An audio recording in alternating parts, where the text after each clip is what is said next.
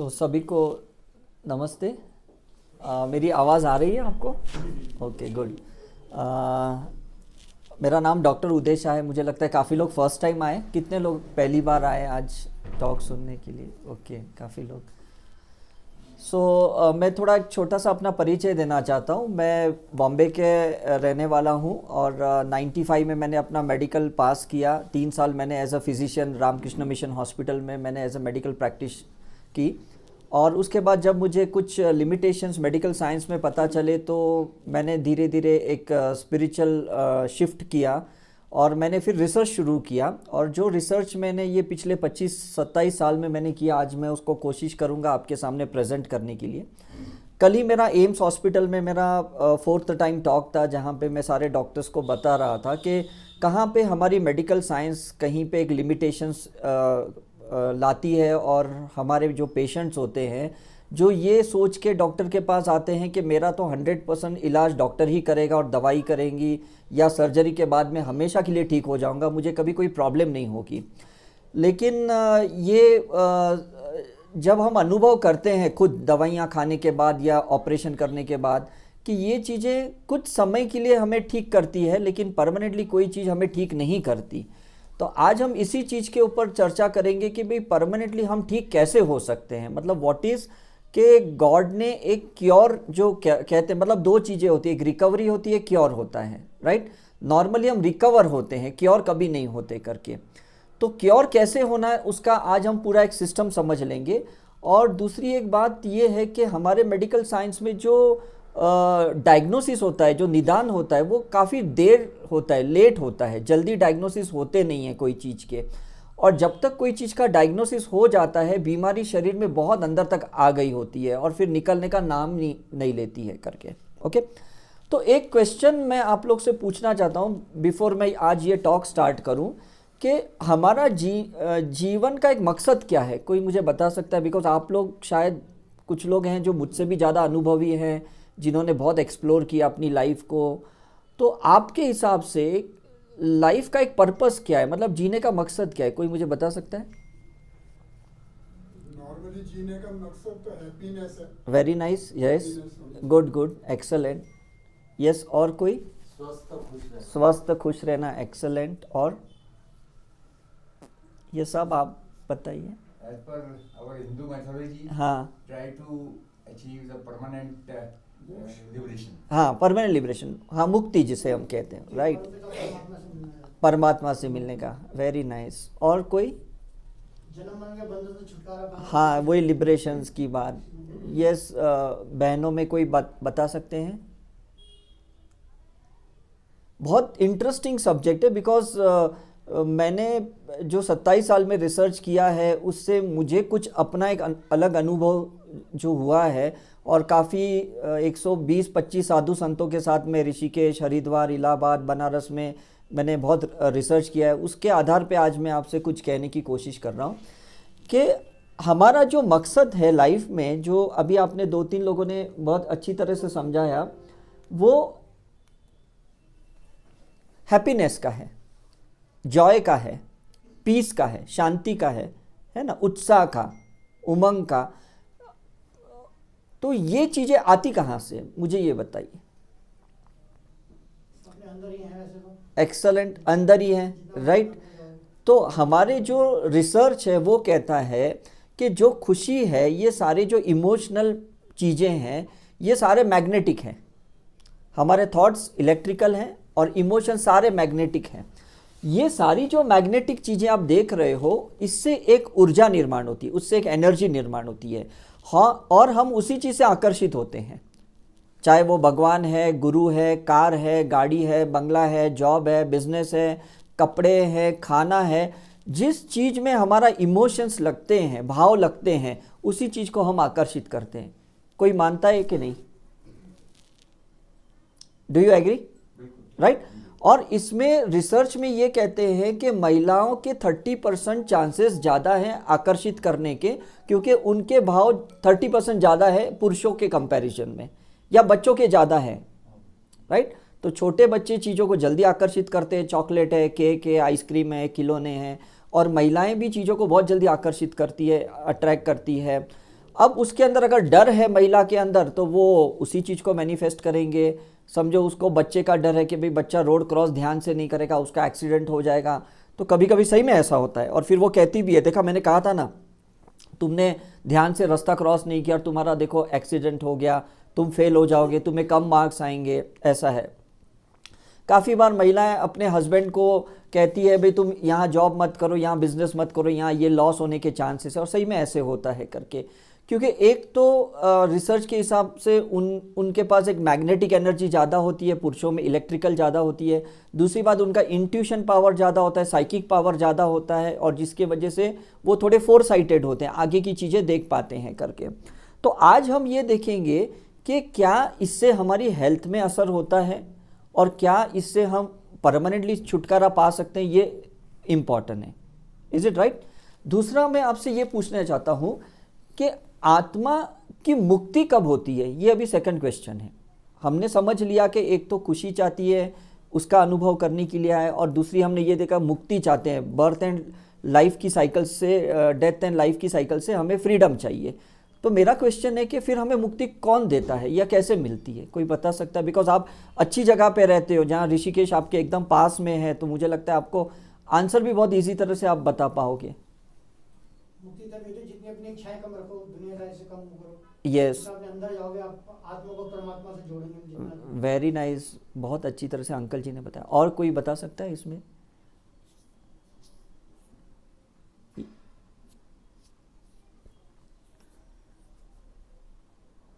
आत्मा का आनंद कहें जिसे हाँ, कहते हैं, राइट, वो प्राप्त करने के लिए। एग्जैक्टली।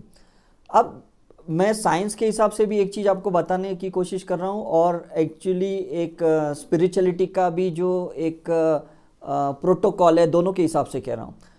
हर चीज़ शून्य से शुरुआत होती है और शून्य पे ख़त्म होती है, राइट?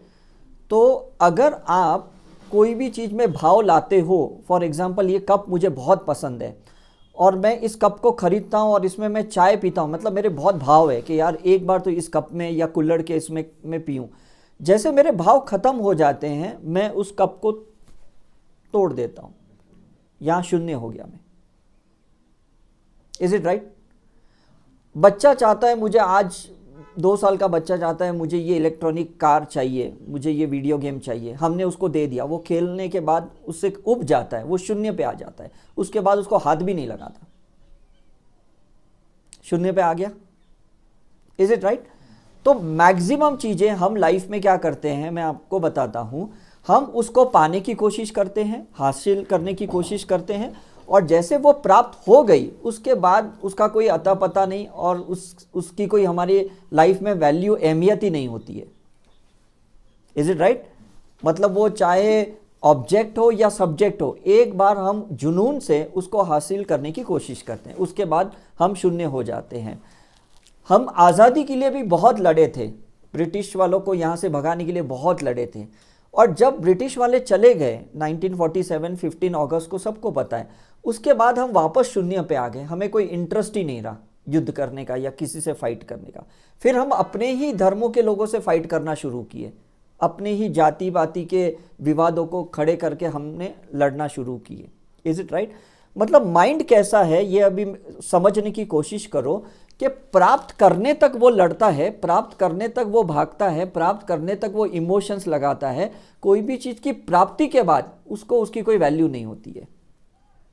Is it right? रिश्तों में भी ऐसा ही होता है, लड़का लड़की को ढूंढता है, लड़की लड़के को ढूंढता है, किसी भी तरह से रिलेशनशिप में आते हैं और उसके बाद कभी नहीं बनती है, ब्रेकअप हो जाता है, शून्य पे आ जाते हैं। कभी शादी होती है, शादी के कुछ साल के बाद वो वापस उसके रिलेशन शून्य पे आ जाते हैं, उनको कोई इंटरेस्ट ही नहीं रहता है, ना हस्बैंड में ना वाइफ में।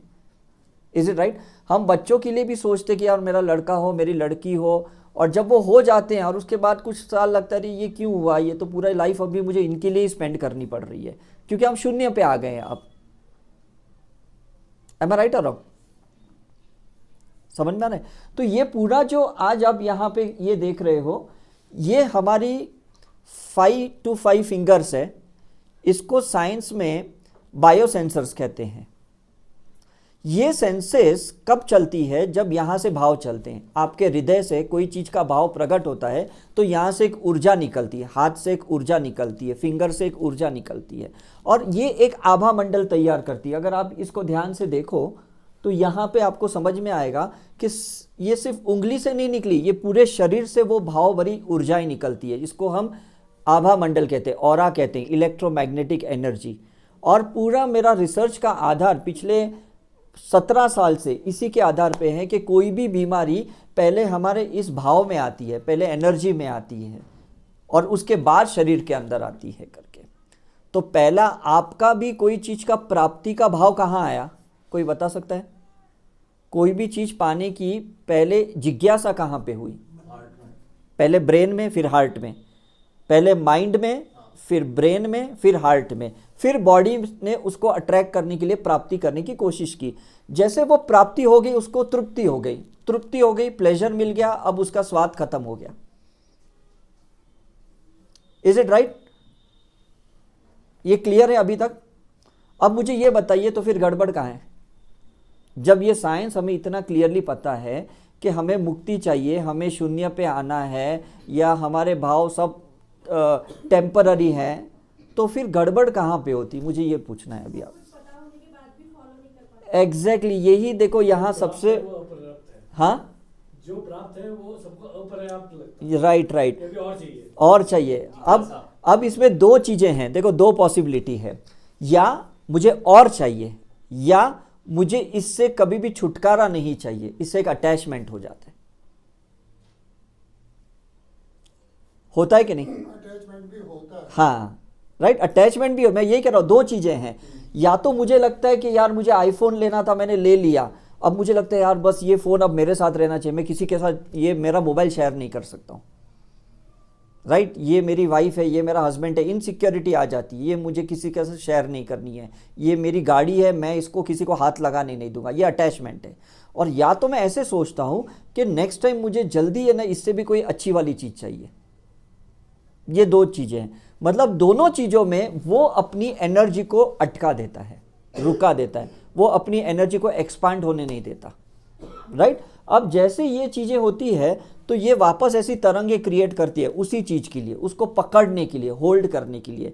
तो जितने हमारे फाइब्रॉइड होते हैं, सिस्ट होते हैं, हार्ट के ब्लॉकेजेस होते हैं, किडनी स्टोन होता है या गॉल ब्लैडर स्टोन होता है या अल्सर होते हैं या कैंसर होते हैं, इसका साइंस रिसर्च करके बताता है ये होल्ड करने के वजह से होता है, पकड़ने के वजह से होता है।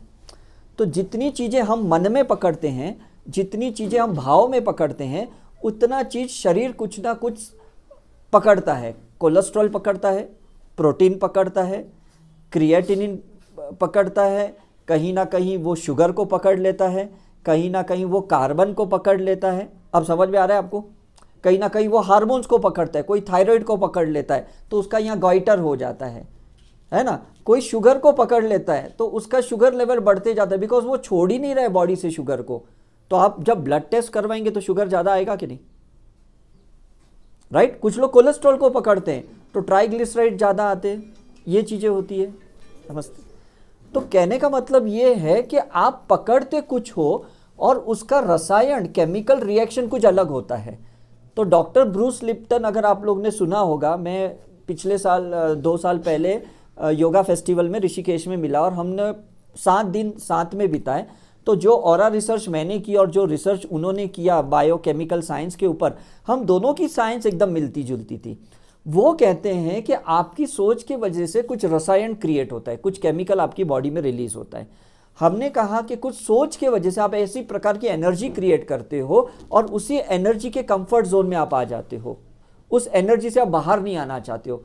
फिर वो ऑब्जेक्ट की एनर्जी है, घर की एनर्जी है, वस्तु की एनर्जी है, रिलेशनशिप की एनर्जी, आप उसी के बाहर नहीं आना चाहते हो। अब यहाँ देखो कैसे एक है, ये पूरा साइकिल आ गया यहाँ पे।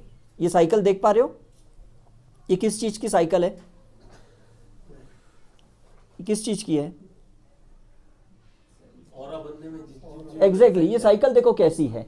बॉडी को कुछ चाहिए, उसकी साइकिल है। चक्रा उसी चीज को अट्रैक्ट करता है, सोल उसी कर्मा में उलझा हुआ है, उसी प्रकार के कर्मा क्रिएट करता है, फिर वापस माइंड कर्मा के हिसाब से चलता है। मतलब फिर हम साइकिल से बाहर ही नहीं आते, हम शून्य में आते ही नहीं है कोई भी। हम +2 में जाते हैं तो अटैचमेंट हो जाता है, -2 में जाते हैं या -3 में जाते हैं तो डिप्रेशन आ जाता है, एंजाइटी होती है, फियर आ जाता है। तो लंदन का एक मशीन मेरे पास है, इलेक्ट्रो स्पेक्ट्रल मेजरमेंट करके, जो मैं 15 साल से इस्तेमाल कर रहा हूँ। वो छोटा इतना मोबाइल का जितना डिवाइस है, मैं उसको जब यहाँ चेक करने के लिए लगाता हूँ तो किसी का प्लस में, किसी का माइनस में होता है, ज़ीरो किसी का नहीं मिलता है मुझे। मैं बड़े बड़े साधु संतों को भी मिला, जब कुंभ के मेले में गया, मैंने सोचा इनका मैं चेक करता हूँ, इनकी एनर्जी शून्य पे है कि नहीं। सिर्फ कुछ ही नागा साधु के मुझे ज़ीरो मिले, अदरवाइज जो अभी प्रेजेंटली जिन साधुओं को, संतों को हम फॉलो कर रहे हैं, वो या तो +1 में, +2 में, +3 में चले गए हैं। मतलब इतने ओवर एक्साइटेड होते हैं, या ओवर एंथुसियाटिक होते हैं, या ओवर एनर्जेटिक होते हैं, लेकिन वो ज़ीरो पे नहीं होते। समझ में आ रहा है कि नहीं? तो बुद्धा ने कहा कि माइंड को शून्य करो, महावीर ने कहा कि शरीर को शून्य करो, क्योंकि दोनों ने मोक्ष और निर्वाणा के लिए तड़प रखी थी करके। Is it right? तो बुद्धा ने विपश्यना के थ्रू शून्य में चले गए, महावीर ने अपने कपड़े को त्यागा, खाने को त्यागा, मतलब शरीर के प्लेजर को त्यागा, हर इच्छाओं को त्यागा, और उनको मोक्ष निर्वाण हो गया। तो कहने का मतलब है कि क्या इतना इजी है ज़ीरो में जाना? मुझे बताइए। बिल्कुल नहीं है। एग्जैक्टली, बिल्कुल नहीं है। तो इसी के लिए हमें स्पिरिचुअल प्रैक्टिस करनी पड़ती है, ध्यान करना पड़ता है, योगा करना पड़ता है, हीलिंग करनी पड़ती है, हमें प्रेयर करनी पड़ती है। क्यों?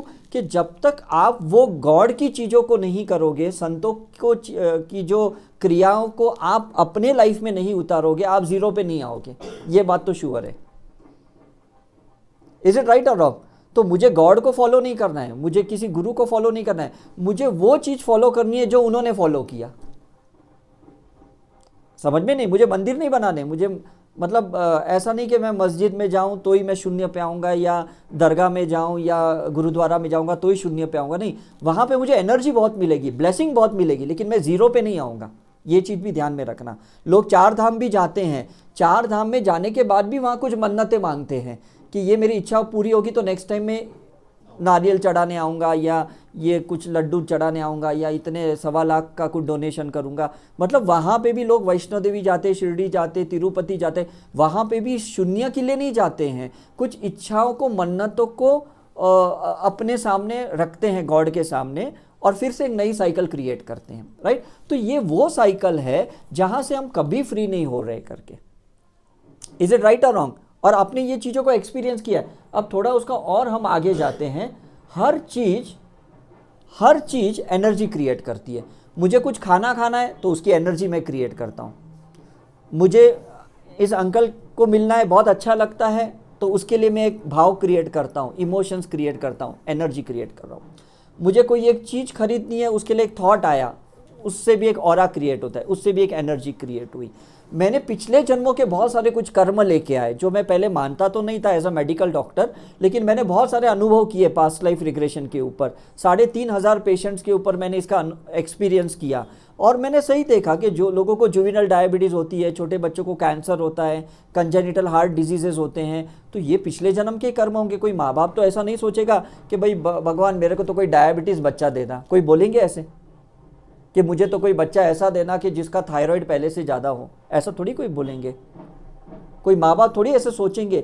तो ऐसे बच्चे बीमार क्यों पैदा होते, मेंटली रिटार्डेड, फिजिकली क्यों ये होते? ये मेरा बहुत बड़ा क्वेश्चन था, बिकॉज जब मैं बॉम्बे में वाडिया हॉस्पिटल में चाइल्ड स्पेशलाइजेशन कर रहा था, तब मुझे ये, क्योंकि उसके पहले मैंने गायनेकोलॉजी की, और जब मैंने डिलीवरीज करना शुरू की तो कुछ बच्चे एबनॉर्मल बॉर्न होते थे, कुछ डिलीवरीज सी सेक्शन से ही होते थे। तो वो मैं जानने की कोशिश कर रहा था कि ऐसा क्यों होता है करके, कि ऐसे बच्चे बॉर्न क्यों होते हैं। तब मुझे समझ में आया कि इसके पीछे कुछ कर्मा होता है। उनके जो डीएनए होते हैं, डीएनए टेस्टिंग हम जो करते हैं हमारी लैब में, उसमें सिर्फ इतना पता चलता है कि ये बच्चा किस फादर या किस मदर को बिलोंग करता है, उससे ज़्यादा वो समझ में नहीं आता। लेकिन उस डीएनए में, आपको एक चीज़ मैं कहने की कोशिश कर रहा हूँ, उस डीएनए में सिर्फ प्रेजेंट लाइफ के कर्मा की इन्फॉर्मेशन नहीं होती, पास्ट लाइफ के कर्मा की भी इन्फॉर्मेशन होती है। जब मैं लंदन गया था पीएचडी करने के लिए, वहाँ पे मुझे ऑरा माइक्रोस्कोप मिला, और जब मैंने कोई एक स्लाइड डाली, ब्लड की स्लाइड उसमें डाली, तो मुझे उसमें भी पार्टिकल्स दिखाई दिए, डीएनए के पार्टिकल्स दिखाई दिए, जिसमें इंफॉर्मेशंस थे, कार्मिक इंफॉर्मेशंस थे कि वो बच्चे ने पास्ट लाइफ से क्या लेके आया। और जब मैंने उनके पेरेंट्स की पास्ट लाइफ रिग्रेशन की, जिस बच्चे को डायबिटीज़ था, तो पता चला कि ये या तो जेनेटिकली डायबिटीज़ आया है, पेरेंट्स में किसी को था इसलिए बच्चे को आया। बाद में जब मैंने इस कुछ लोगों की मैंने की रिग्रेशन की, तब मुझे पता चला ये बंदा पिछले जन्म में मरा ही डायबिटीज़ से था, इसलिए इसका रीबर्थ भी डायबिटीज़ से हुआ है। ये पिछले जन्म में कैंसर से मरा था और इसका बचपन से ही अभी इसको कैंसर हो गया। पिछले जन्म में ये हार्ट अटैक से मरा था, हार्ट में इसका होल हो गया था, और ये नेक्स्ट लाइफ में कंजेनिटल हार्ट डिजीज से ही बॉर्न हो गया है। मतलब आप ये सोचिए कि ये जो साइकिल है, एक इंसान के शरीर की जो साइकिल है, ये अपनी संस्कारों के साथ ये कंप्लीटली साथ में लेके आते। कल एम्स हॉस्पिटल में मुझे एक डॉक्टर ने पूछा, सर मैंने तो अभी नए पेरेंट्स के साथ जन्म लिया, तो फिर मेरे अंदर वो पिछले जन्म का डीएनए कैसे आ गया? उन्होंने मुझे कल बहुत अच्छा क्वेश्चन किया, और मैंने उनको कल यही बात समझाई कि 15 साल पहले जब मैं कोई एक नया मोबाइल खरीदता था ना, या लैपटॉप खरीदता था, तो मुझे इंजीनियर कहते थे कि सर आप अपना है ना डेटा बैकअप ले लो पेन ड्राइव में, हार्ड डिस्क में, और जब आप ये नई चीज़ लेते हो ना, तो मैं आपको वापस से उसको रीइंस्टॉल करके दूंगा, रेस्टोर करके दूंगा। अब मुझे कोई ऐसे इंजीनियर नहीं कहता, वो मुझे क्या कहते हैं, आप हर चीज़ आई क्लाउड में डाल दो, या आप है ना गूगल ड्राइव में डाल दो। आप कभी भी नई चीज़ खरीदोगे, आप अपनी ईमेल आईडी पासवर्ड डालोगे ना, वो बाय डिफ़ॉल्ट आ जाएगी। आपने सुना है कि नहीं है? समझ में? तो यही चीज़ें होती है। हम जब जन्म लेते हैं, भले बायोलॉजिकल पेरेंट्स अलग होते हैं, लेकिन 9 मंथ के अंदर सारा आई क्लाउड से पास्ट लाइफ की इंफॉर्मेशंस भी धीरे धीरे डाउनलोड होना शुरू कर देते हैं। तो जब बच्चा बॉर्न होता है, तो शुरू में तो हम कहते हैं अरे ये तो नाना के जैसे दिखता है, ये तो दादा के जैसे इसकी नाक है, शक्ल है, लेकिन जैसे बड़ा होता है बोलता है अरे ये तो कुछ अलग ही है, ये ऐसा तो गुस्सा तो किसी में नहीं है, ऐसा तो डर किसी में नहीं है। हम कहते कि नहीं? मतलब ऐसा जो बच्चे हरकतें करते हैं, वो कहते हैं ये तो किसी माँ बाप में नहीं है, किसी में नहीं है। तो ये चीज़ें आई कहाँ से? कहाँ से आई मुझे बताइए। तो बाद में पता चला ये सारी चीज़ें पास्ट लाइफ से आई। तो साइंस के रिसर्च के हिसाब से 30% इंफॉर्मेशन हमारी प्रेजेंट लाइफ की होती है, 30% इंफॉर्मेशन हमारी पेरेंट्स की होती है, और 40% इंफॉर्मेशन हमारी पास्ट लाइफ की होती है। पिछले जन्मों से हम कुछ चीज़ें ले आए। आज आपने जो भी जॉब किया, जो भी एजुकेशन लिया, जो भी आपने बिजनेस किया होगा, या जो भी आपने लाइफ पार्टनर सिलेक्ट किए, ये मैक्सिमम चीज़ें तो अपने पास्ट लाइफ के बेसिस पे, आधार पे ही सिलेक्ट किए। नहीं तो काफ़ी बार आप सोचते हो अरे मैंने ऐसे क्यों किया, मेरी ये गलती क्यों हुई मेरे से? सोचते हो कि नहीं, ये मेरे से गलती क्यों हुई? मतलब ये हम देहरादून की जेल में बार बार जाते हैं, वहाँ के जो भी प्रिजनर्स होते हैं उनको हम मेडिटेशन सिखाने के लिए जाते हैं पिछले 5-6 साल से। तो वो भी मुझे कैदी यही बोलते हैं कि डॉक्टर साहब पता नहीं मैंने क्यों मर्डर किया, मैंने क्यों रेप किया, मैंने तो कभी सोचा भी नहीं था, दिमाग में ये कैसे आया। जब हम उनकी ऑरा की पिक्चर लेते तो पता चलता ये तो पिछले जन्म में ऐसे संकल्प डाला था, इमोशंस, भाव डाले थे कि भाई मैं तो इसको छोड़ूंगा नहीं, कभी भी मुझे मिलेगा ना मैं तो इसको ख़त्म करूँगा। तो वो उस जन्म में नहीं कर पाया, और इस जन्म में वो बंदे को वो वापस मिलता है और वो उसका मर्डर या रेप कर देता है, या उसके घर में चोरी डकैती करता है। तो हमने आज शुरुआत कहाँ से की थी? किस बात से की थी? भाव से, इमोशंस की बातें की थी। तो अब देखो ये सोल जो होती है, आत्मा जो होती है, ये आभा मंडल के जरिए उस वापस इमोशंस को रीमैनिफेस्ट करती है। अदरवाइज क्यों कोई कॉबलर बनेगा, कोई कारपेंटर बनेगा, कोई एक्टर बनेगा, कोई लीडर बनेगा, कोई क्रिकेटर बनेगा, कोई सिंगर बनेगा, क्यों कोई बनेगा? मुझे बताओ। कुछ तो उसके पिछले जन्म के संकल्प होंगे कि नहीं, मुझे बताइए। कुछ तो होंगे कि नहीं। मतलब कोई एडवोकेट बनते हैं तो सोचते हैं यार इसके जैसे अभी मैं डॉक्टर हूँ, तो मेरे फैमिली में तो कोई डॉक्टर था ही नहीं, क्योंकि हम लोग तो मतलब we belong to Jain family and we belong to business family, ऐसा है। हमारे फैमिली में तो कोई 10th के आगे ही कोई एजुकेशन नहीं लिया। तो कुछ तो संकल्प मैंने पास्ट लाइफ में किया होगा। मेरा बड़ा भाई कार्डियोलॉजिस्ट है न्यू जर्सी में, तो वो भी सोचता है कि भाई मैं सर्जन क्यों बना और मैं 25 साल से अमेरिका में क्यों रह रहा हूँ। हमारा तो कोई नामो निशान नहीं, अमेरिका में तो कोई रहता भी नहीं है। तो वहाँ जाना, अमेरिका में रहना या ये डिग्री लेनी, आपको नहीं लगता कुछ हम पहले से संकल्प करके आए? यू एग्री और नॉट, राइट? फिर हमने इसके लिए भी एक प्रोसेस किया जिसे कहते हैं लाइफ बिटवीन लाइफ। 72 आवर्स हमें मिलते हैं, 72 घंटे मिलते हैं मरने के बाद और फिर से जन्म लेने के बाद। उस 72 घंटे में हम सारे डिसीजंस लेते हैं, जो हमने इमोशंस हमारे ऑरा में रखे थे उसी हिसाब से हम उस सारे अपने जो संस्कार होते हैं, जो विश होती है, इच्छाएं होती है, ये सारे अलग अलग चक्रों में होती है। तो 9 महीने की प्रेगनेंसी में ये सारे 1 2 3 4 5 6 7 और 2 हाथ के 9 चक्र, 9 चक्रस में हमारी सारी पास्ट लाइफ की इंफॉर्मेशंस होती है। अब समझ में आया कि नहीं? मतलब साइंस देखो कितना परफेक्ट है कि अगर 9 महीना प्रेगनेंसी में लगता है किसी बच्चे को जन्म लेने में, तो उसके 9 चक्र डेवलप्ड होते हैं, हर महीने में एक चक्र डेवलप्ड होता है।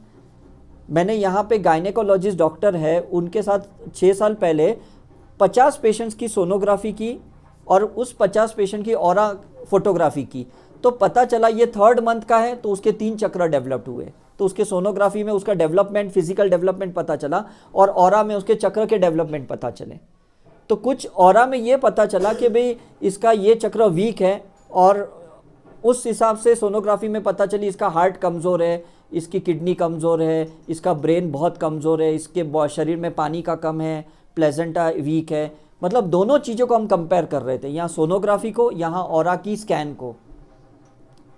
तो वो गायनेक डॉक्टर जो भी अपने मेडिकल डायग्नोसिस कर रही थी, मैं अपनी ऑरा के हिसाब से कर रहा था। तो उससे के आधार पे मैं उनको समझा रहा था कि कौन सा चक्र उसका कमज़ोर है, तो उसके कौन से कर्म उसके एक्टिव है, प्रारब्ध है, और उस हिसाब से उसका बॉडी वीक है करके। अब समझ में आ रहा है? मतलब देखो कितनी गहराई की बात है कि शरीर ऐसा ही बीमार नहीं होता, शरीर के अंदर जो इंफॉर्मेशंस होते हैं ना, उस हिसाब से उसका विकास होता है। कोई मदर नहीं चाहेगी कि मेरे गर्भ में कोई बच्चा है वो कमज़ोर पैदा हो, कोई चाहेगी? कोई पिता भी नहीं चाहेगा कि भाई मेरा बच्चा कमज़ोर हो। लेकिन जब ये चक्रस हमारे जो हैं, जो 1-1 महीने में डेवलप्ड होते हैं माँ के गर्भ में, वो हर कर्म से जुड़े हैं। आप यहाँ देख सकते हो, हर चक्र एक कर्म से जुड़ा हुआ है, और अगर आप उस कर्म को नलीफाई नहीं करते हो तो डेफिनेटली आप उस चीज़ से कहीं ना कहीं वीकनेस में आ जाते हो। तो कुछ लोगों को अर्ली हार्ट अटैक आता है, कुछ लोगों को जल्दी अस्थमा के अटैक्स आते हैं, अर्थराइटिस हो जाता है, माइग्रेन के प्रॉब्लम होते हैं, अल्सर्स के प्रॉब्लम होते हैं। और हम सोचते हैं यार ये तो पता नहीं कहाँ से ये बीमारी आ गई, मैंने तो इतनी कुछ गलतियाँ की भी नहीं है। You got my point?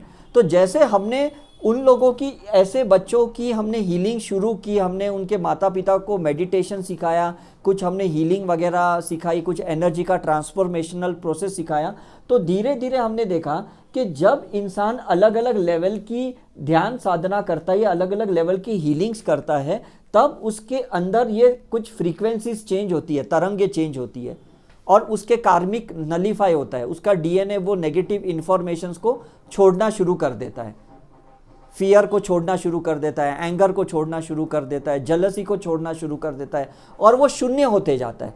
मतलब उसका एंगर -10 पे था, -8 होता है, -7 होता है, -6 होता है, ऐसे करके 0 पे आ गया। समझ में आ रहा है कि नहीं? तो जब तक कोई चीज़ आपकी शून्य पे नहीं आती है ना, आप उसको परमानेंटली नहीं निकाल सकते हो। आपको लगता नहीं अभी भी थोड़ा डायबिटीज़ है मुझे, अभी भी थोड़ा थोड़ा हल्का सा ब्लड प्रेशर रहता है मुझे, कहते हो कि नहीं? ब्लड टेस्ट करने के बाद अभी भी दवाई से पूरा ठीक नहीं हुआ, अभी भी मेरा वज़न थोड़ा ज़्यादा है, मुझे वज़न अभी भी कम करना है। क्यों? क्योंकि अभी तक आप 0 पे नहीं आए हो। तो जब आप ऐसी क्रियाएं करोगे, थीटा लेवल की कोई मेडिटेशंस करोगे या योगा करोगे या हीलिंग करोगे, तब आप अपनी माइंड को रिप्रोग्रामिंग कर पाओगे। जब आप डेल्टा लेवल की कुछ साधनाएं करोगे, तब आप अपने सोल को रिप्रोग्रामिंग कर पाओगे। तो ये दोनों बहुत इंपॉर्टेंट है, थीटा लेवल और डेल्टा लेवल की स्पिरिचुअल प्रैक्टिस बहुत ज़रूरी है। अदरवाइज हम काफ़ी बार देखते हैं साधु संतों को भी गुस्सा बहुत आता है, उनको भी डायबिटीज़ रहता है, उनको भी कैंसर होता है। मैं जब रामकृष्ण मिशन हॉस्पिटल में प्रैक्टिस करता था, तो सामने मठ था, तो वहाँ से जो साधु आते थे मठ के, उनको इतना पेट बड़ा होता था, उनका वज़न 90-100 होता था, डायबिटीज शुगर 360 होता था। तो तो मैं सोचता इनको कौन सा संसार का टेंशन है, मतलब कोई पारिवारिक टेंशन नहीं है, कोई फाइनेंस का प्रॉब्लम नहीं है, तो फिर ये बीमार क्यों रहते हैं। तो तब तो मुझे समझ में नहीं आया कि इनको हार्ट अटैक क्यों आते हैं। हमारे जैन के साधु भी आधा से ज़्यादा मैंने हमेशा बीमारी देखे हैं। तो मुझे लगा यार, जब महावीर ने इतने धर्म अच्छी अच्छी क्रियाएं बताई, नवकार मंत्र, भक्तामर, कितनी सारी सामायिक प्रतिक्रमण, उपवास, ये चीज़ें बताई, तो इनको तो बीमार रहना ही नहीं चाहिए। लेकिन फिर समझ में आया ये इस लाइफ का धर्म है, पिछले लाइफ का कर्म बहुत है इनका। Is it right? फिर हमने धीरे धीरे कुछ महाराजों को, संतों को हमने ये कुछ थीटा हीलिंग, कुछ डेल्टा लेवल की हीलिंग्स, मेडिटेशंस हमने उन्हें सिखाई। और जब हमने उन्हें सिखाई और उन्होंने जेन्युइनली उसको प्रैक्टिस की, उनका शुगर लेवल कंट्रोल होने लगा, उनका वेट ठीक होने लगा, उनका ब्लड प्रेशर ठीक होने लगा, जो दवाई भी नहीं कर पा रहा था वो बाय डिफ़ॉल्ट ठीक होने लगे। तो तब मुझे समझ में आया कि सिर्फ एक लेमैन को नहीं, सिर्फ डॉक्टर को भी और संतों को भी ये सारी क्रियाएं करनी पड़ती है, तब जाके वो शून्य पे या हेल्दी रह सकता है। शून्य पे रहना मतलब हेल्दी रहना, शून्य पे रहना मतलब विदाउट इमोशन जीना, विथ फुल अवेयरनेस जीना। शून्य पे रहना मतलब उसकी चेतना 100% जागरूक है। बुद्धा भी जब शून्य पे आए तब उनको एनलाइटनमेंट मिला, महावीर भी जब शून्य पे आए तो उनको मोक्ष प्राप्ति हुई। तो ये जो चीज़ें हैं जो मैं अभी आपको समझाने की कोशिश कर रहा हूँ, ये जब तक आपका कॉन्शियस माइंड शून्य पे नहीं आता है, सबकॉन्शियस माइंड शून्य पे नहीं आता है, तब तक आपकी बॉडी कोई ना कोई बीमारी से पीड़ित रहने ही वाला है। ये चीज़ आप ध्यान में रखना। आपको चेतन माइंड को भी शून्य करना पड़ेगा, अचेतन माइंड को भी शून्य करना पड़ेगा। तो आप मुझे बताइए कि आप क्या क्रियाएं कर रहे हो जिससे ये आपका शून्य हो रहा है? आप कुछ कर रहे हो? Any procedure are you doing it? Tell me honestly. जब तक मैं मेडिकल प्रैक्टिस करता था मैं कुछ भी नहीं कर रहा था। जब मैं खुद स्पिरिचुअल प्रैक्टिस में आया, तब मैंने नेचर क्योर में आया, तो मैं समझ गया कि मुझे हरी सब्जी ज़्यादा खानी है तो मैं शून्य पे आऊँगा। फिर मैं राजयोग में गया, आर्ट ऑफ लिविंग में गया, फिर ओशो के मेडिटेशन में गया, तब मुझे पता चला कैथारसिस करना ज़रूरी है, माइंड को शून्य करना ज़रूरी है, सिर्फ शरीर को शून्य करना ज़रूरी नहीं है। समझ में आ रहा है कि नहीं? फिर मैं और थोड़े डीपर लेवल पे गया, जब मैं पास्ट लाइफ रिग्रेशन, पुनर्जन्म पे रिसर्च करना शुरू किया, मैं यूएस गया था, वहाँ पे मुझे पता चला कि जब तक आप आत्मा को भी शून्य लेवल पे नहीं आते हो ना, तब तक आपको मुक्ति भी नहीं मिलने वाली है। आप ऐसे नहीं सोच सकते भगवान मुझे अगला जन्म नहीं चाहिए, बस मैं यही जन्म में बहुत परेशान हो गया, मुझे नेक्स्ट लाइफ नहीं चाहिए। You cannot run out of the ground. अगर आप पिच पे हो, आप क्रिकेट खेल रहे हो, फुटबॉल खेल रहे हो ना, आप ऐसे ही बाहर नहीं जा सकते। जा सकते हो? मुझे बताओ, टेल मी। नहीं, क्योंकि आप सिलेक्ट हुए हो, आप खिलाड़ी हो। तो जीवन की जब आप खेल खेल रहे हो ना, आप ऐसे मुक्ति नहीं पा सकते हो। आपको हर जगह पे शून्य करना पड़ेगा, कॉन्शियस माइंड को भी, सबकॉन्शियस माइंड को भी। तब आपका ये जो सुपर कॉन्शियस माइंड है, जो डिवाइन माइंड है, जो गॉड का माइंड है, जो गुरु का माइंड है, जो 100% शून्य पे है, तब जाके आप शून्य पे आ सकते हो। तब तक आप इस भंवर में रहोगे, राइट एंड लेफ्ट साइड के भंवर में रहोगे, आप इससे फ्री नहीं हो सकते हो। कहीं राइट साइड का इमोशंस, कहीं लेफ्ट साइड का लॉजिक आपको कहीं ना कहीं इम्बैलेंस करते रहेगा, कहीं पे भी आपको मुक्ति नहीं दिलाएगा। Is it right? पढ़े लिखे लोग हैं ना, लेफ्ट ब्रेन के होते हैं, और जो आर्टिस्टिक लोग होते हैं ना, वो राइट ब्रेन ओवर एक्टिव होता है। तो कहीं ना कहीं वो भी शून्य में नहीं होते करके। पढ़े लिखे लोग कैलकुलेट करते रहते हैं, अब मुझे और कितना प्रॉफिट करना है, और कैसे करूं मैं, और कौन सी डिग्री लूँ, और कौन सा जॉब करूं, और कैसे मैं बिजनेस को बढ़ाऊं, राइट? और जो आर्टिस्टिक थिंग लोग होते हैं ना, वो अपनी कलाओं के लिए और ज़्यादा मतलब डेप्थ में जाते हैं कि और उन्हें प्रसिद्धि चाहिए, नाम चाहिए, अप्रिसिएशन चाहिए, वो अपनी कलाओं को और डीपर लेवल पे लेके जाते हैं। Is it right? लेकिन ये खेल सब है कि जब तक आप उसको ज़ीरो लेवल पे नहीं लेके आते हो, तब तक आप इससे फ्री नहीं हो सकते हो। तो हम लोग जो ये टेस्ट करते हैं, हमारी जो ऑरा की टेस्टिंग करते हैं, एनर्जी की टेस्टिंग करते हैं, उसमें हम ये बता सकते हैं कि हमारा ये जो सेल है ये कब ज़ीरो पे आएगा। क्योंकि जब तक आपकी ये एनर्जी है, जब तक आपके अंदर जो भी इच्छाएं हैं, आप यहाँ देख सकते हो, सॉरी, हाँ, यहाँ पे आप देख सकते हो, ये जो हमारा सेल के अंदर न्यूक्लियस वगैरह है, इसमें हमारी जो डीएनए की मेमोरीज है, जब तक इसमें आप जीरो पे नहीं आते ना, आपको फ्रीडम नहीं मिलती है। और इस डीएनए में बहुत सारी इंफॉर्मेशन है। अगर आप देखोगे, छोटी बड़ी खाने पीने की सारी इच्छाएं हर एक डीएनए के अंदर है हमारी।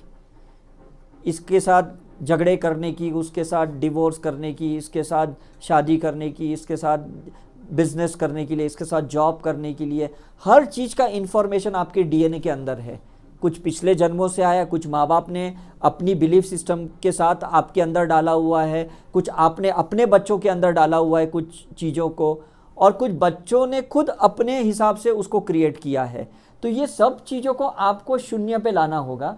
ये आपको पूरी तरह से जो डार्क एनर्जीज है, इसको आपको शून्य पे लाना है। बिकॉज ये अलग अलग भाव हैं जो अलग अलग चीज़ों पे आपको उलझाते रहते हैं समय समय पे।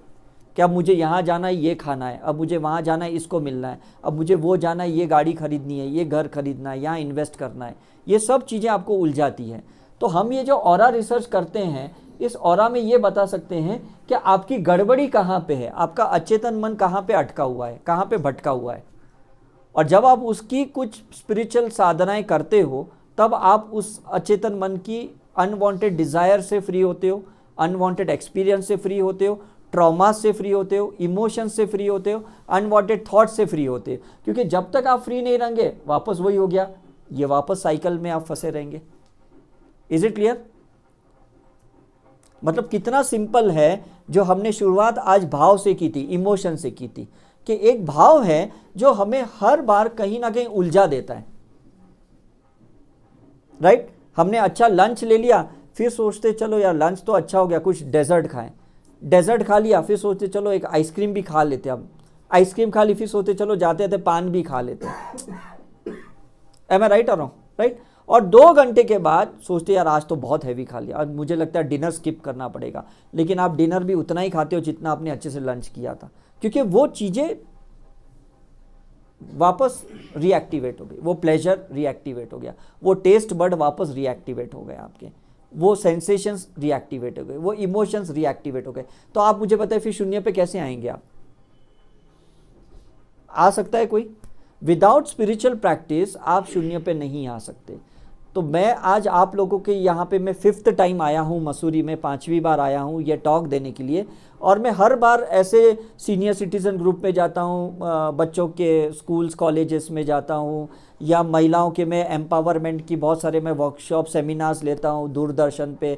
मैं यही कहने की कोशिश करता हूँ सभी को, मास पब्लिक को, कि ज़ीरो पे आने के लिए आपको स्पिरिचुअल साधनाएं करनी पड़ेगी।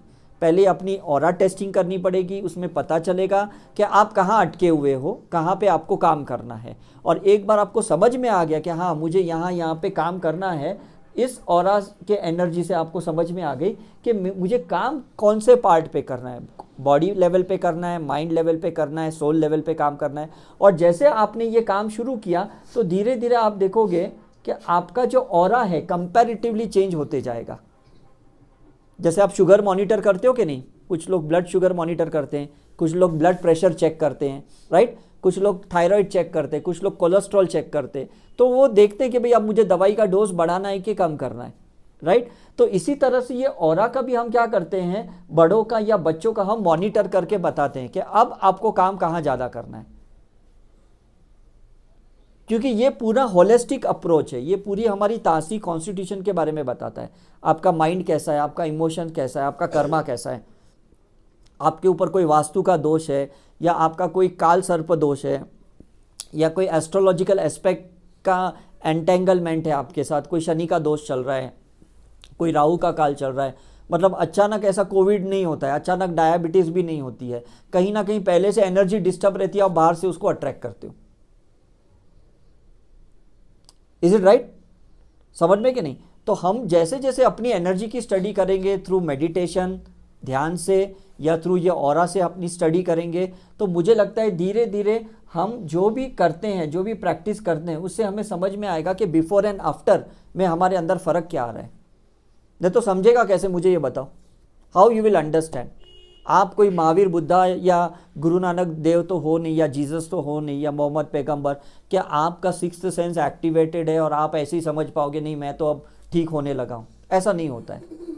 मैं खुद अपना पिछले 17 साल में करीबन 400 बार मैं अपना ऑरा चेक कर चुका हूं, और मैं जब भी ऑरा करता हूं मैं देखता हूं कि ये जो डार्क एनर्जीज है इसको मुझे कैसे लाइट करनी है, मतलब कैसे उसको ग्रीन करनी है। क्योंकि जो डार्क एनर्जीज होती है ब्लैक, ब्राउन या ग्रे, ये चीज़ नेगेटिव है, और उसको मुझे कैसे भी करके ग्रीन करनी है, पिंक करनी है, वाइट करनी है, ब्लू करनी है, गोल्डन येलो करनी है, पर्पल करनी है, ये एनर्जीज में मुझे ट्रांसफॉर्मेशन करना है। ठीक है, तो जैसे मैं कुछ करता हूँ, मैं कहीं ना कहीं कोई गुरु के पास जाता हूँ, कुछ उनसे साधनाएं सीखता हूँ, या कुछ वेस्टर्न कंट्रीज़ में जाता हूँ, कोई मेडिटेशन की कुछ टेक्निक सीखता हूँ और मैं अपने पे अप्लाई करता हूँ। मैं जब यूएस में 2008 में गया, मैंने एनएलपी सीखा, न्यूरो लिंग्विस्टिक प्रोग्रामिंग, और इंडिया में आने के बाद मैं 5 दिन नेपाल चला गया, वहाँ काठमांडू में, और मैं एक होटल में अकेला रहा वहाँ पे, और सामने वहाँ पे जो शिव जी का टेम्पल है वहाँ जाके मैं वो सारी टेक्निक्स यूज़ कर रहा था जो मैं यूएस में सीखा था। और मैंने 5 दिन जब वो पूरी टेक्निक अपने ऊपर अप्लाई की, और जब मैं इंडिया वापस आया मैंने अपनी ऑरा टेस्ट की तो 70% मेरी ऑरा क्लीन हो गई थी। तो मुझे समझ में आया कि वेस्टर्न कंट्री की टेक्निक्स भी यूज़ होती है, ऐसा नहीं कि सिर्फ हमारी ईस्टर्न कंट्री की टेक्निक ही यूज़ होती है। लेकिन वो लोग बिजनेस के लिए यूज़ करते वो टेक्निक्स को, कॉर्पोरेट के लिए यूज़ करते, कैसे क्लाइंट को अट्रैक्ट करना, बिजनेस को अट्रैक्ट करना। मैंने अपने हेल्थ के लिए उसको यूज़ किया, मैंने अपनी स्पिरिचुअल जर्नी के लिए उसको यूज़ किया। और फिर मैं बॉम्बे में जाने के बाद मैं खुद एनएलपी ट्रेनर बन गया, मैंने कितने लोगों को मैंने ट्रेन किया करके, राइट। तो कहने का मतलब है आपका इंटेंशन इंपॉर्टेंट है कोई भी चीज़ का।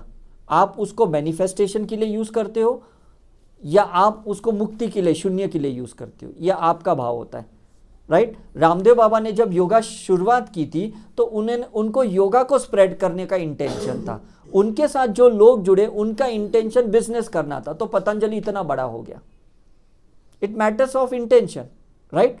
चल तो रामदेव बाबा के नाम से ही चल रहा है, एम आई राइट, उन्हीं के नाम से चल रहा है ना, लेकिन उनका जो सक्सेस रेट था, जो शून्य वाला था, उसके वजह से पब्लिक अट्रैक्ट ज़्यादा हुई, वो फ्री में सब कुछ देने लगे, राइट। अब बिजनेस के लोग उनसे जुड़ने इसलिए लगे क्योंकि वो सक्सेसफुल हो गए थे।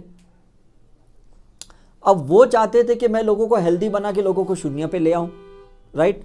और जो मार्केटिंग वाले जो वो चाहते थे कि नहीं हम प्रोडक्ट बेचें, हमारा बिजनेस करें, और उस तरीके से वो अपना वॉल्यूम बढ़ा रहे थे, अपने फ्रेंचाइजीज बढ़ा रहे थे, सेंटर्स बढ़ा रहे थे, एम आई राइट। तो आपको नहीं लगता कि intention matters a lot, matters और नॉट कि नहीं। कुछ डॉक्टर्स होते हैं जो बिजनेस करते हैं पेशेंट्स के साथ, और कुछ होते हैं कि पेशेंट्स को मुक्ति देने के लिए बहुत एफर्ट्स डालते हैं करके। कुछ साधु संत होते हैं कि भाई उनको इन्वेस्टमेंट में लगाते हैं, और कुछ साधु संत होते हैं उनको मोक्ष निर्वाणा के लिए निकालते हैं बाहर।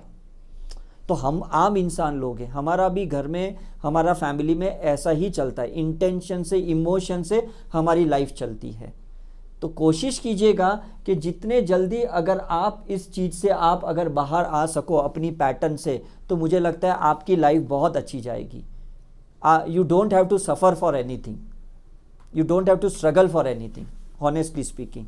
कोई पेड़ पौधे को आपने मसूरी में देखा है स्ट्रगल करते हुए? आप इतने साल से मसूरी में रह रहे हो, कभी देखा कि पेड़ ने कहीं से लोन लिया कि चल मुझे बड़ा होने के लिए थोड़ा मैं कहीं से लोन ले लूँ? खुद ही बड़ा होता है, सनलाइट लेता है, पानी लेता है, हवा लेती है, खुद ही लेता है। हम ह्यूमन बींग्स ही ऐसे हैं कि इतने भाव क्रिएट करते हैं, इसलिए हमें एक्स्ट्रा कहीं ना कहीं से लेना पड़ता है। अदरवाइज नेचर ने तो 5 एलिमेंट्स दिए हमारे अंदर, और अगर आप निसर्ग के साथ, नेचर के साथ चलोगे ना, तो आपका तो डेवलपमेंट वैसा भी होने वाला है। Is it right? लेकिन हम इससे खुश नहीं है ना, हमें कुछ और चाहिए। चाहत में कुछ गलती नहीं है, मैंने शुरुआत में 2 चीज बताई। अटैचमेंट में प्रॉब्लम है, और फिर से एक लालच रखने में प्रॉब्लम है, वहां पे हम शून्य पे नहीं आते। ठीक है कि नहीं? मतलब आज अगर आप सोचते हो कि भाई अब मेरी 5-10 साल के बाद मृत्यु भी होने वाली है, तो भी आप बहुत चीज़ें पकड़ के रखते हो, नहीं अभी भी मुझे ये करना है, अभी भी मुझे ये चाहिए, अभी भी मुझे वो चाहिए। तो इंसान बोलते ना, मरने के बाद भी उसकी बोलती है आत्माएं भटकती है। क्यों? क्योंकि मरते वक्त उसकी इच्छाएं पूरी नहीं हुई, तो आत्मा तो भटकेगी और फिर से जन्म लेने ही वाली है।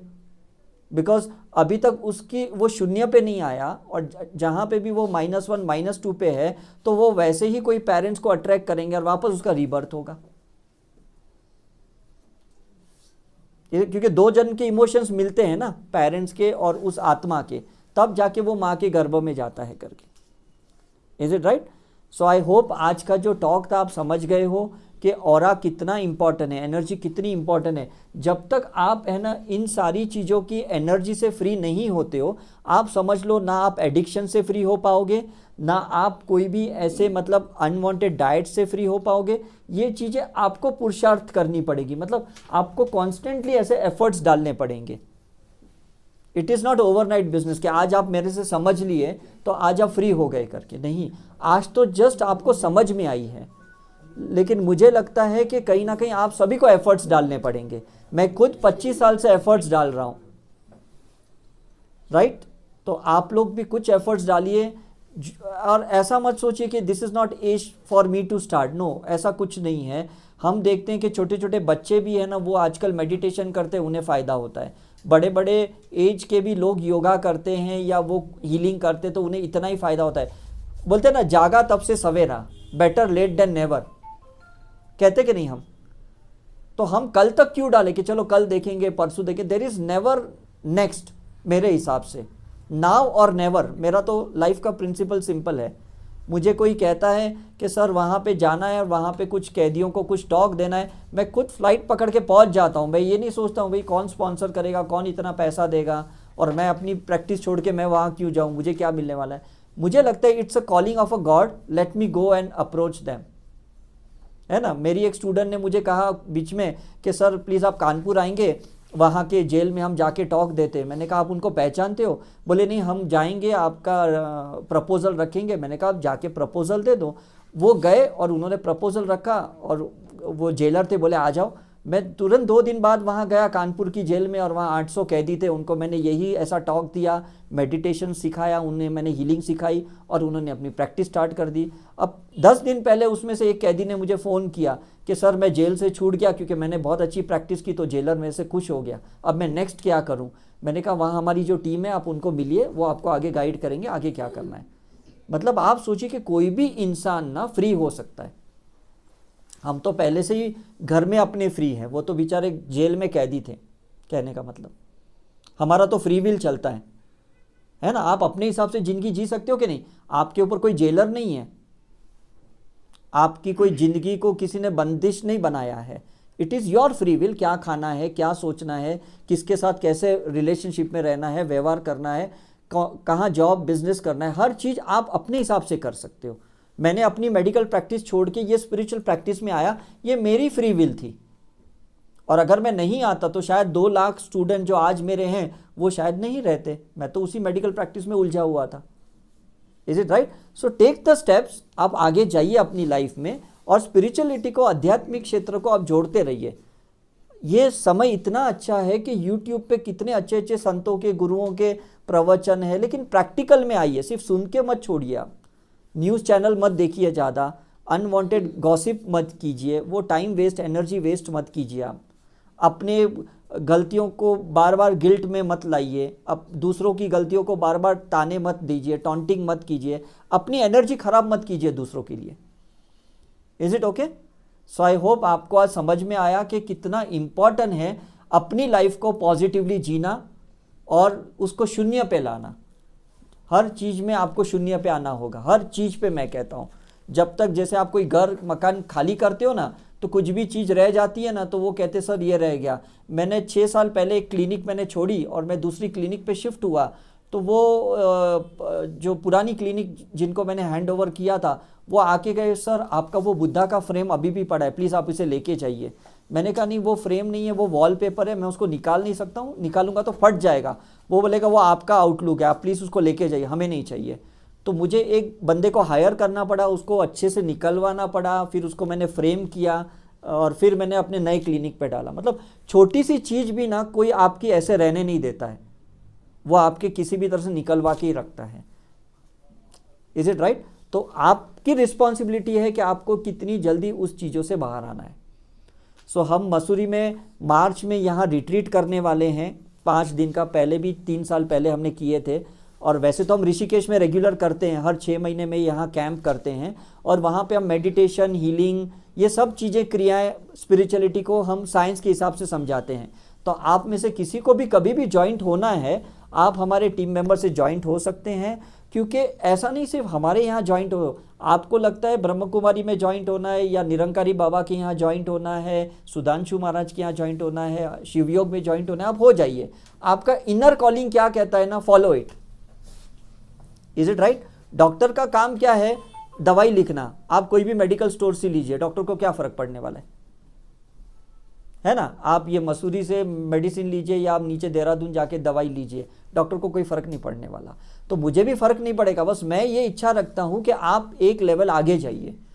आपने बहुत सी अपनी प्लेजर के लिए लाइफ जी ली, अब उसको शून्य करने के लिए कुछ लाइफ को अभी शुरुआत कीजिए, स्पिरिचुअल प्रैक्टिस कीजिए, तो you will enjoy that life.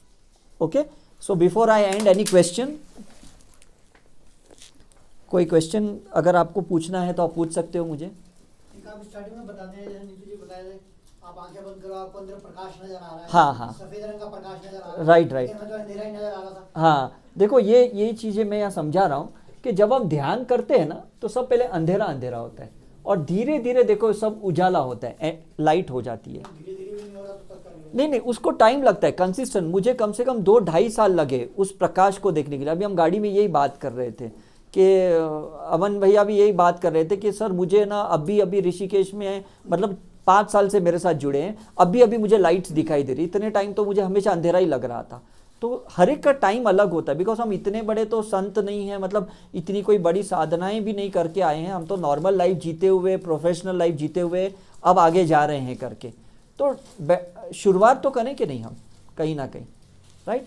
Fake it till you make it. मैंने यूएस में यही सीखा था टोनी रॉबिन से कि कोई भी चीज़ को फेक करो, हाँ दिख रहा है, एक दिन आपको ज़रूर वो लाइट दिखेगी, है ना? लोग हरे रामा हरे कृष्ण करते हैं, लोग क्या क्या करते हैं, तो कभी ना कभी तो उनको वो अनुभूति होती है, कहीं ना कहीं तो उनको गॉड गुरुओं के एक्सपीरियंस होते हैं। तो ये तो टेस्टिंग होती है। आज हम बच्चे को स्कूल में भेजते हैं केजी में, और उसको कहते हैं कि तू स्कूल जा, तो वो पूछते हैं कब तक जाऊँ, तो हम उसको ये नहीं बोलते कि भाई तुझे तो और 15 साल जाना है, वो कहते बस आज तू जा। अगर उसके बच्चे को बोलेंगे कि 15 साल स्कूल जाना है, वो बोलेगा 15 साल तक मैं रोज स्कूल जाऊँ? नहीं, मैं तो जाऊँगा ही नहीं।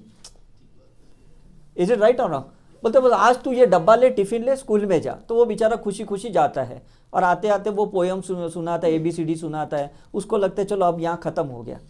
लेकिन हर साल उसको फिर से हम आगे की क्लास में डालते हैं, 10th तक, ग्रेजुएशन, पोस्ट ग्रेजुएशन, है ना? तो कहीं ना कहीं हम शुरुआत तो करें इस चीज़ की। ठीक है, और कोई क्वेश्चन? 40% आपने बताया कि पिछले जन्म का जो होता है, हाँ, उससे ये लाइफ इफेक्ट होती है। बहुत इफेक्ट होती है, बहुत इफेक्ट होती है। जनरली हम लोग ये कहते थे कि इसके फैमिली के संस्कार ऐसे हैं। वो मतलब क्या था ना, देखो क्या एग्जैक्टली मैंने यही कहा कि मुझे भी ऐसे ही लग रहा था कि भाई फैमिली के संस्कार है तभी ऐसे होते हैं। लेकिन अभी मैं देखता हूँ, मतलब काफ़ी बार मैं पेशेंट्स की जब केस टेकिंग लेता हूँ तो हम कभी कभी ज़्यादा डिटेल में केस टेकिंग लेते हैं, पेरेंट्स की भी हिस्ट्री लेते हैं, तब पता चलता है पेरेंट्स के तो कोई सिम्टम्स मिलते ही नहीं, कोई सोच मिलती नहीं इससे। ये आई कहाँ से सोच इसके पास, है ना? आज कोई टेररिस्ट है तो कोई माँ बाप ने नहीं सोचा होगा मेरा बच्चा बड़ा होकर टेररिस्ट बने। ये सोच इसकी कोई तो जन्म से आई होगी, है ना? ऐसा हो। We all are human beings, exactly, है ना? एग्जैक्टली। तो हमारे अंदर भावनाएं होना स्वाभाविक है। 100% स्वाभाविक है और वो ज़रूरी है। और जरूरी भी है। हाँ। तो आप कहना जैसे कि भावनाएं कम होगी, जो भी होगी, हाँ, हाँ, आपने कहा। हाँ, तो अगर हम लोगों की भावनाएं खत्म हो जाएंगी, हाँ, तो हमारे अंदर क्या जीवन रहेगा? ना हम किसी का दुख प्रकट कर सकते हैं, ना खुशी है, हाँ। इमोशन खत्म हो जाएंगे, यस। इमोशन खत्म होना मतलब आदमी को डल हो जाए। हाँ, डल हो जाए, शून्य हो जाए। तो वो जैसे कह रहे हैं जीरो पे आ जाए। हाँ, तो वो किस तरह से हमारे लिए ठीक होता है? हाँ, राइट। बहुत अच्छा क्वेश्चन किया। मुझे लगता है अमन जी ने भी पिछले महीने हमने यही टॉक की थी और उन्होंने यही क्वेश्चन मुझे कहा था। मेरा शिरडी में एक कैंप चालू था और मैंने इनसे फ़ोन पे इसी बात की और इन्होंने ये क्वेश्चन किया। मैंने कहा अब इजी क्या होता है कि जब इमोशन शून्य हो जाते हैं ना, अब हार जीत की कोई फिक्र नहीं होती है, अब खेलने की मज़ा आती है हमें, है ना? समझ में कि नहीं? अब जब गावस्कर क्रिकेट खेलते थे ना तो उन्हें लगता था यार आज मैं सेंचुरी करूँ, आज मैं जीतूँ। जब तेंदुलकर मैं पिच पे थे तो उनको यही लग रहा था आज मैं सेंचुरी करूँ, आज मैं ये जीतूँ। अब जब वो रिटायर हो गए ना तो सोचते बस जो भी हो मुझे तो खेल देखना है, कौन कैसा खेल रहा है। अब हार जीत की कोई फिक्र नहीं है, तो वो जीरो हो भी गए लेकिन उत्साह अभी भी है, खेल भी देख रहे, रुचि भी है उन्हें, राइट? ऐसा होता है। ये स्टेट ऑफ माइंड मतलब ऐसा यू ऑब्जर्व इट, मतलब रियल सेंस में मैं कहूँ, मैं जितने भी साधु संतों को मिला हूँ या मैंने कुरान में देखा है, बाइबल में देखा है या भगवत गीता में, वो ये कहते हैं be an observant, witness the thing, don't absorb the thing, observe the thing. आप उसको एब्जॉर्ब मत करो, उसमें उलझ मत जाओ, उसको देखो भाई क्या हो रहा है। हम बॉम्बे में कभी जाते हैं ना कोलाबा साइड, तो एक जगह पे रेस कोर्स चलती है, एक जगह पे वानखेड़े स्टेडियम में मैच चलती है, हम जाके सिर्फ ऑब्जर्व करते हैं। आर्मी वालों के बाइनोक्यूलर लेके जाते इतने बड़े बड़े, और हम ऑब्जर्व करते हैं, बिकॉज ना तो हमें घोड़ों पे पैसे डालना है, ना तो हमने क्रिकेटर में मैच फिक्सिंग की होती है, और ना तो एक्चुअली मुझे क्रिकेट में इंटरेस्ट है। बस ऑब्जर्व कर रहे हैं भाई खेल रहे हैं कैसे, कौन क्या खेल रहा है, बस, and we are enjoying, and that is really beautiful. मेरा भाई जो था ना वो बहुत मतलब पैनिक होता था, यार ये क्यों आउट हुआ यार, वो नहीं, अब मैं नेक्स्ट नहीं देखूंगा, मतलब इतना इमोशनली वो एब्जॉर्ब हो जाता था, और मुझे कुछ होता ही नहीं था। तो मुझे मेरा भाई बोलता था तू क्या पागल है, फिर क्यों आया मैच देखने? मैंने कहा मैं तो ऐसे ही आया देखने के लिए, मुझे क्या लेना देना। तो तब मुझे लग रहा था शायद मैं एबनॉर्मल हूँ, लेकिन जब मैं ये प्रैक्टिस में आया, आई अंडरस्टूड साइलेंट स्पेक्टेटर बनना है। दैट्स द इम्पोर्टेंट थिंग, है कि नहीं? ऐसा है। अरे हमें मार्च में कह रहे हैं कुछ शुरू thank करने के लिए यहाँ पर सेशन करेंगे 5 दिन का। हाँ, बिकॉज हम क्या सोच रहे हैं ना कि सिर्फ अभी देखो ये 5th टाइम हम